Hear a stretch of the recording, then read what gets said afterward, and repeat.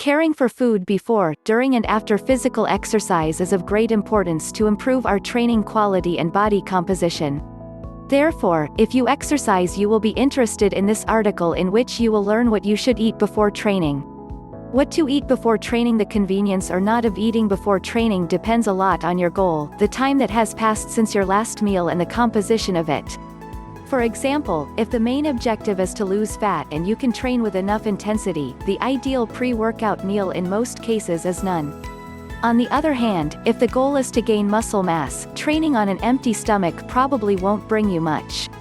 If you eat before training, in order to avoid possible gastric and intestinal problems that can reduce performance and compromise sports, it is generally recommended not to eat solid food in the 3 to 4 hours before exercise. But for this generic recommendation, it has been proven that it must be very individualized, considering the uniqueness of each person, since performance can be improved even with intakes 30 minutes before sports activity. Pre-workout food consumption aims to increase the levels of hepatomuscular glycogen and circulating glucose in the blood, the main energy substrate in a bodybuilding training session.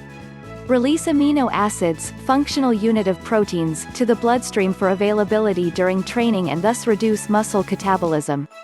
Prevent insulin resistance and inflammation in the post-exercise recovery phase. Optimize post-exercise recovery. Carbohydrate intake. The consumption of carbohydrates should be the priority in this intake. In exercise, glycogen stores are so important that if the pre-exercise reserves are low, less than 1 gram, 100 grams of muscle, sports performance decreases significantly.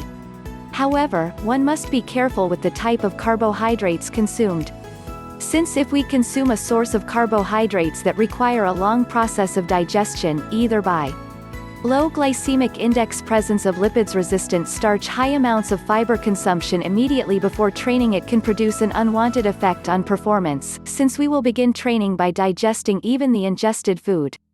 This will not make them available as an energy source for training. This is why the most recommended carbohydrate source can be pre-digested hydrolyzed disaccharides or polysaccharides.